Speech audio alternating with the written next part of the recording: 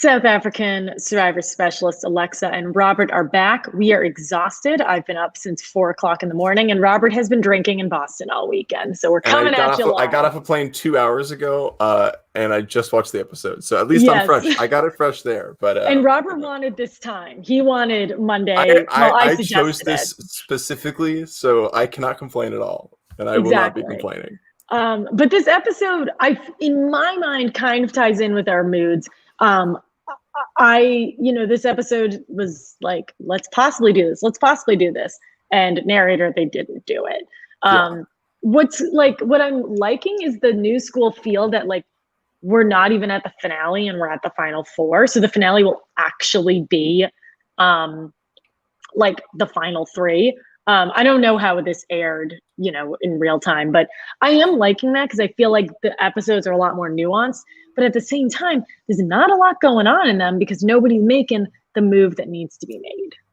Right. I mean, after seeing so many like US Survivor seasons of like we get to the final six and then it's like, all right, time to like wrap this all up in a couple hours. And you're like, what? Like, I feel like we're missing so much. I feel like at least with this episode, we got like the flip side of that. We're like, yeah, we can go in depth more, but like there kind of wasn't a lot going on. And so it felt like it was dragging out. Yeah. For sure. I was curious, like when or if there ever was going to be a family visit, and this one obviously goes kind of late. In American Survivor, it's usually around, I guess, 8 people. Now we're at the final 5. But I mean, let's get right into it. Like this episode yet again starts the night of tribal council, sitting around the fire, and Jean yet again is like, "Man, isn't it so wild that everyone thinks that Werner is the puppet master around here?" Crazy. Wonder why. Like, isn't that just wild? And she's doing this thing again where she keeps saying, she's like, "Oh, the jury thinks we are puppet masters," like as if she is in any way regarded by the jury as a puppet master. They're not seeing it that way, and she isn't seeing that way either. And it's really, really blatant. Yeah, and it is frustrating too that it's like, oh, she's like right there, like she like thinks just a little bit more, and then it's like, oh yeah, like then you can put all the puzzle pieces together and then figure it out. So it's like yes, you got it, but like come on, you're almost there. Like you're 80% of the way there. It's really crazy. And it kind of cuts to Werner turning it around and saying that he wants Jean gone. And she has been, when this group has talked about turning on each other, she is the name that continues to come up. Obviously, that's not where it ends up going later because of something that Werner does. But he starts this episode wanting to get rid of Jean. And for me, like, I assume that that's because she's the only other person who has like enough strategy to be able to give a compelling speech at the end. Right. I mean, he already has his final 3 set up with him, Katinka, and Tom. I guess I don't really know. We don't really get a reason why he wants to keep Annalise. We just get the reason why he wants to get rid of Jean. But it's basically down to those two as to who's going home at the beginning of the episode.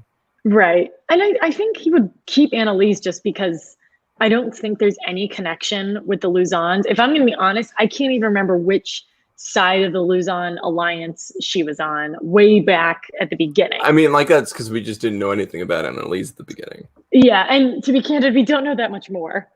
Yeah, I mean, you're right, and she's in the final 4, which is kind of concerning a little bit, but we'll get there. We'll figure it out. Yes, definitely.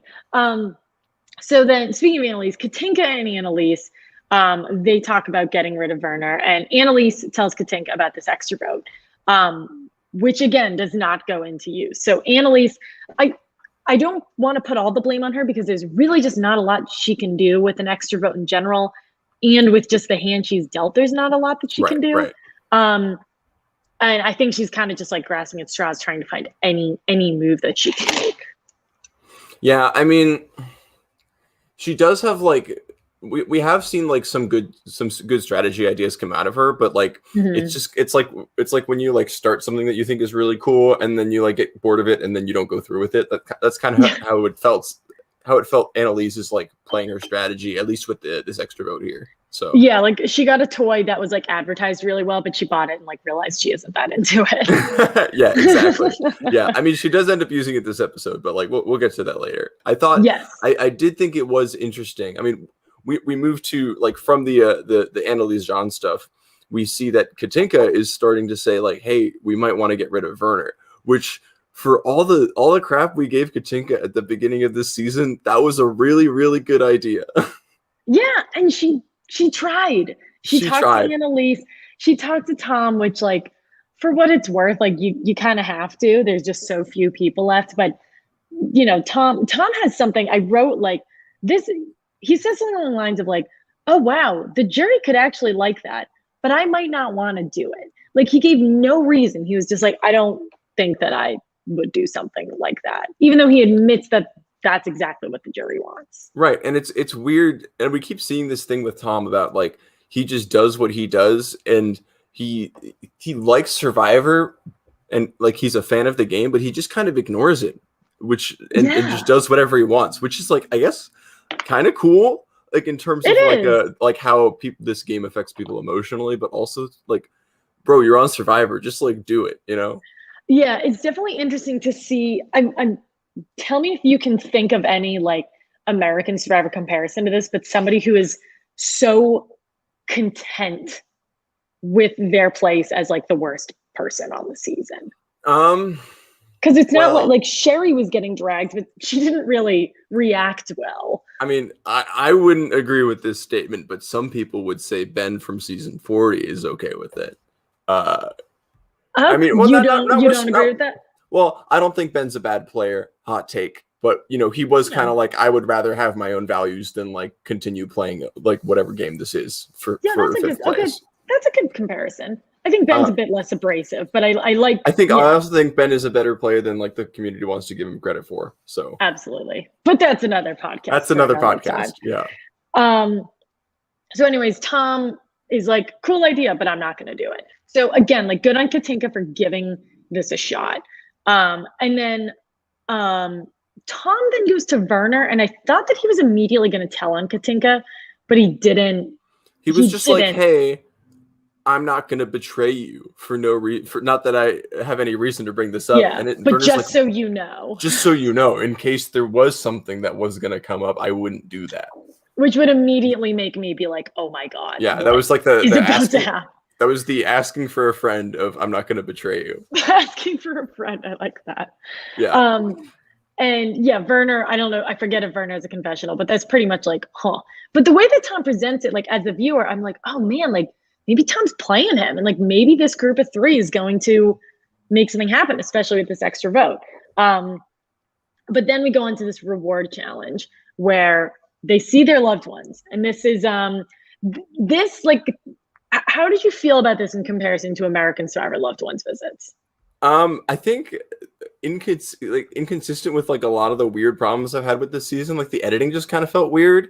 Like usually I'm bawling at like all of the loved ones visits, but it was just kind of like, oh, we're at the reward challenge, loved ones, there you go. And then like we didn't get to see like the dynamics like that much. Right. And we saw like Katinka's and we saw like Tom's, but I felt like it wasn't always, I don't know, it just didn't hit as hard. And I mean, I liked that they got to see him, like, don't get me wrong. Yeah. It was weird. I honestly think it didn't hit as hard. It kind of reminds me of like what we were saying with like when Palesa got the idol from the podium. Like Nico doesn't sell things the way that Jeff does, for better or for worse. Yeah, so a lot of moments that are normally like, Robert, what is it like to love something? Like instead of just like, hey Robert, this is your family member who you miss. Like when it's not so overly exuberant, it's not going to come off that way to the viewer. And I don't think it's a good or bad thing. It's just like it's just different, noticeably very different. But we did get a slow-mo of Werner hugging his wife, which I thought was very good. We did. Yeah, it was there. It was great. Oh, that's a fun slow-mo. We should add that to our top 5 slow-mos of the season. Top 5 slow-mos. Oh, we should have had a top 5 slow-mos. That would have been so good. We'll have that for the finale. Mine will always be John jumping up from the other thing, or Tony slow-moing, like being mad at herself. Like that was a good one. I mean, we could probably just rip them off the top of our heads, honestly, but yeah. Seriously, top there 5 are a lot of slow-mos. It's coming. Yes. One thing that I did, because I I don't know. I don't love when Jeff's like, all right, Robert, what's it like to, care about anything? Like, it's always like weird when he interrogates them. Like Jeff like forgets to have feelings. Like, it's kind of cute when they can just like be with each other. And in the confessionals, they would talk to us about their relationship with the person, which just felt a little more natural. So again, it wasn't as like rambunctious as usual, but it felt a little more real. So I guess I liked that. So Werner's wife. It was also kind of weird that like, I think like Jean mentioned something about like after losing the game, the challenge, it was like, hey, don't worry, I'm gonna see you in like 5 days. And it's like, I think it would be nicer if there was like a bigger gap between like when you're gonna see your loved ones or whatever, right? Because like I'm sure Survivor's hard, but like if you're like, all right, I have one more day before I see my loved ones, then it's not as like grueling of a task as like, oh, it's gonna be 2 more weeks. So. Yeah, it's like I'll see you tomorrow. Like, I'll see you on the same it's no flight. big deal. Yeah. Yeah, that's a really good point. And Jean also had like her best buddy come, which I think is a really like underrated choice. Like, not a ton of people have brought friends. I know like Coach and Johnny Fairplay are like the two that immediately come to mind. Coach, yeah. Yeah, assistant, excuse me. Oh my God. That's like the funniest thing ever. But anyways. Yes, some people are like, oh, like it's like their cousin who they're really good friends with. Like, I think that could, I'm sure any of my family members who I've promised a potential family visit to wouldn't be happy about that. But I think having like a good buddy would actually be a really good choice. I don't know. I think that maybe it's not as like, you're not as emotionally charged. I don't know. I think I would agree. I mean, it definitely doesn't like, it's not marketed as well as like the family visit or whatever, right? Like what if instead of like, I have like my brother on or whatever, I'm like, hey, Alexa, do you want to be my loved one? And then you come in and you're just like, all right, strategy. And you're just like, you're like a consultant that I have. And then if I win, it's like, you're my personal John Cochran from Game Changers, except just someone I know. Like, is that what the meta is going to turn into? Like, I don't know. Like, we don't even hug. I come out with like a pen and paper. I'm like, all right, Robert, like, give me the deeds. What's like, going on? What do you know? That's you're probably right there. Maybe. And I'm sure your brother would hate you. Yeah. I mean, but like, if you want to win, like, whatever. But with that, John was having like the time of her life with her bud. I'm gonna spell their name wrong, but I think it was like Zaniki. I literally have no idea. I wrote that down. I really butchered that. I'm so sorry. And John had a really good quote. She was like, she is the oil to my balsamic vinegar, which I thought was incredibly specific. Yeah, there was like some like, it's interesting, like looking at South African stuff, and like sometimes you'll see stuff that's like, oh yeah, like that was also in like US culture and United States society, and then there's like other stuff that's like I don't even know where this is from at all. Like I've never heard of oil to balsamic vinegar ever. Like I like balsamic vinegar, and when I make a salad, I usually do oil and vinegar. But it's good. I would be like, I don't know, Robert, you're the ketchup to my mustard, or I don't know. Like, I wouldn't be like peanut butter and jelly or something. Yes, like, it's so obvious. Yes, not my steers to the whatever. So I thought that was funny. Although I trash John a lot on this podcast, I do find her hilarious because she does have, I think, the quote of the episode where she either tells us or she's saying it on camera. She's like, I want to meet the woman who said yes to Tom. And like says it, but she said it in a way that Tom was like, like, what a joke. Yeah. Oh wow. It was really good. John is so funny. And I'm so glad that she's like still here at the end of the season. Yeah, she very easily could have been like the second person voted out. And almost was. So good on her for building back into it. I will totally give her that credit. So Werner's wife comes, Annalise's husband comes, Tom's wife comes, and they're very adorable. And Katinka's mom comes, and Katinka and her mom are like amped to see each other. Yeah, which is fantastic. So this challenge, it may as well have not happened because it was the quickest challenge ever. It was just Werner winning, yeah. It was Werner being tied to a rope and like throwing himself over wooden pieces. And then everyone else being stuck in the tied up rope and pieces of wood. Yes. And like Tom gets like kind of close, but never to it's like never even It's not even close. It's just like Tom doesn't get completely destroyed. It's exactly. He's makes it to the next stage at least. Yes.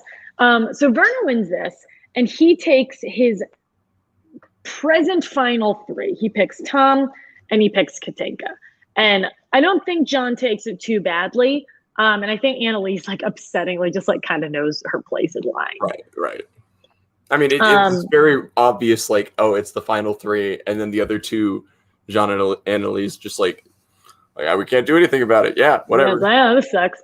Like, do you think at this point he's like especially with what happens later on, like, do you think he's realizing, like, maybe I'm not giving Jean the love that she needs for me to make her feel comfortable? Like, do you think this has any effect on what happens 20 minutes later, or not really?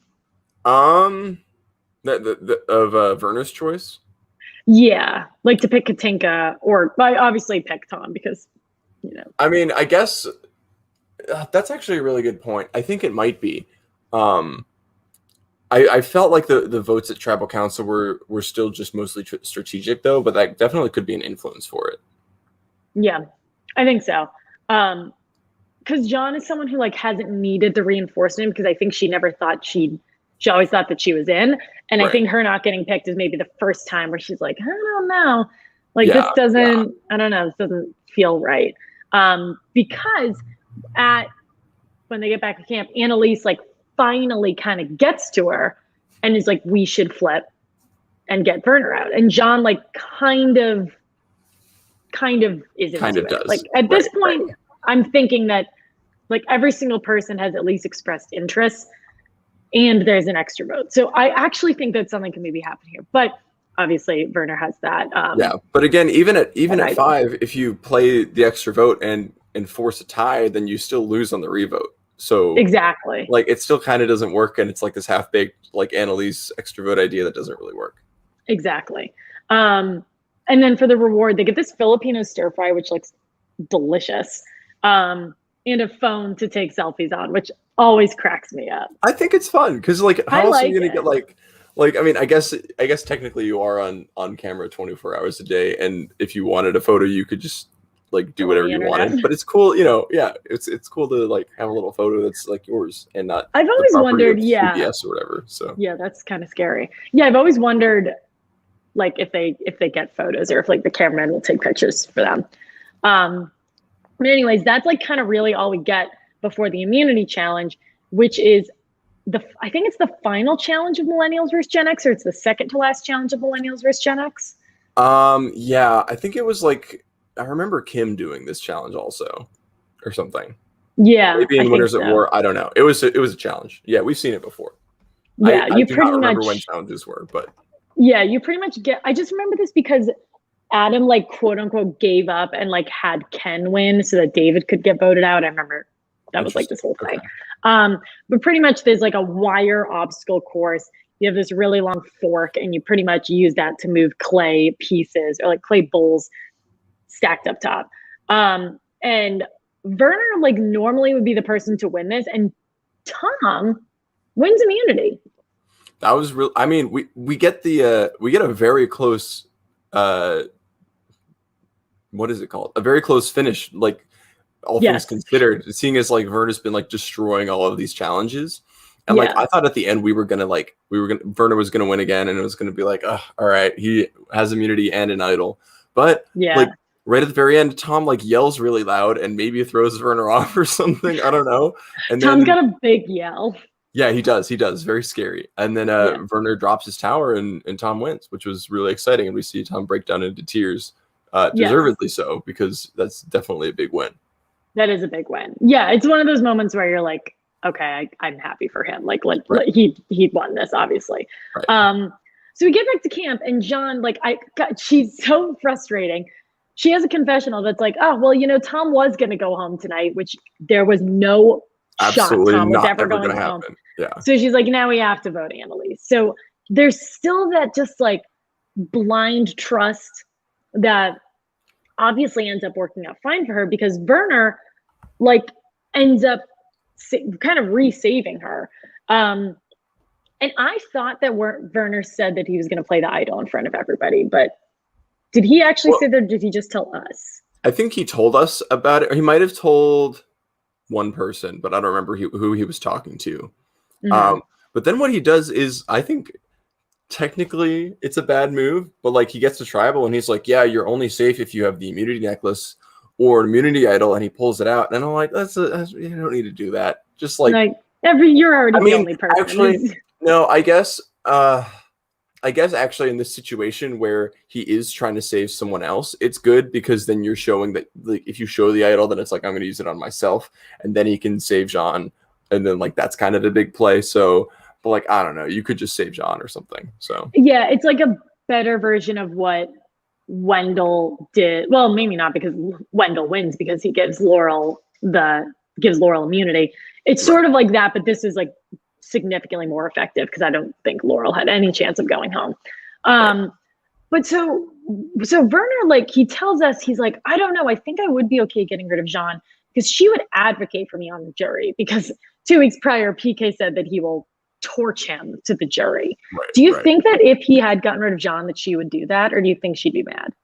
I don't think she would have been mad. I think she like understands, she's a good sport. Like, what's going on. Yeah.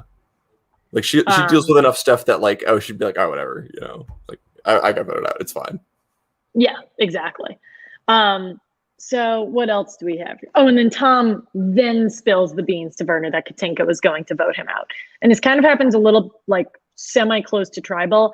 And I think that just spooks the pants off of Werner. And I think he may have actually been planning to get rid of Jean and then switches it on Katinka kind of near that last minute. Right. I mean, I think that's still a good idea, because you can still get Jean out later, and now you're removing like one of the, not that like the plan actually came to fruition or anything because no one voted for Werner, but like you're removing one of like the biggest people that is like trying to spearhead this plan and just like getting rid of her, even though it originally was in your final two. Honestly, I wasn't expecting it, even though like it made sense. Like, yeah, he's getting rid of like the only person who's like actually taking action on this, but like, yeah, I don't know. I think it was a good move.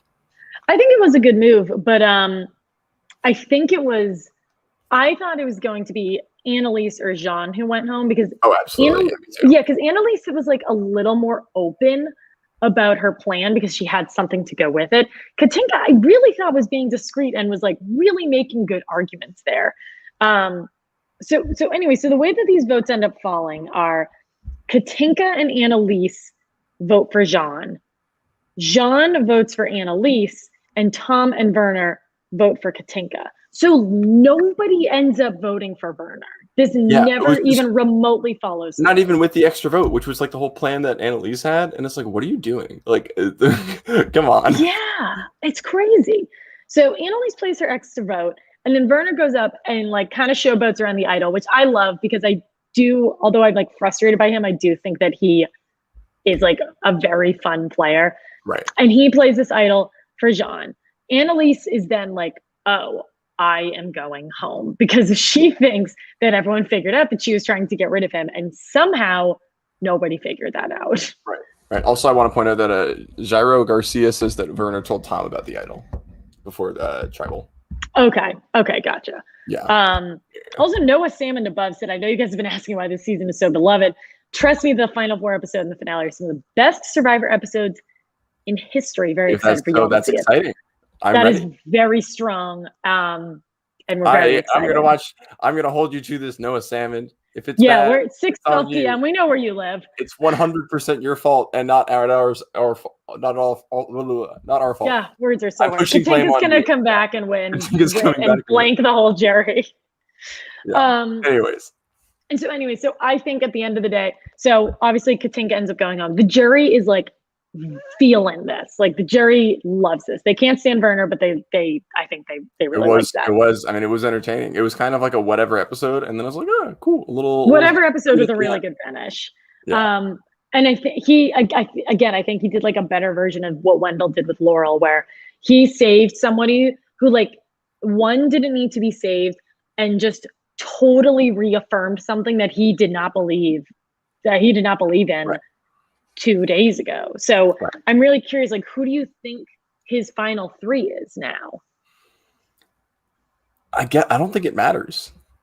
It doesn't matter for sure. I think as just long as, I mean, I don't know who could.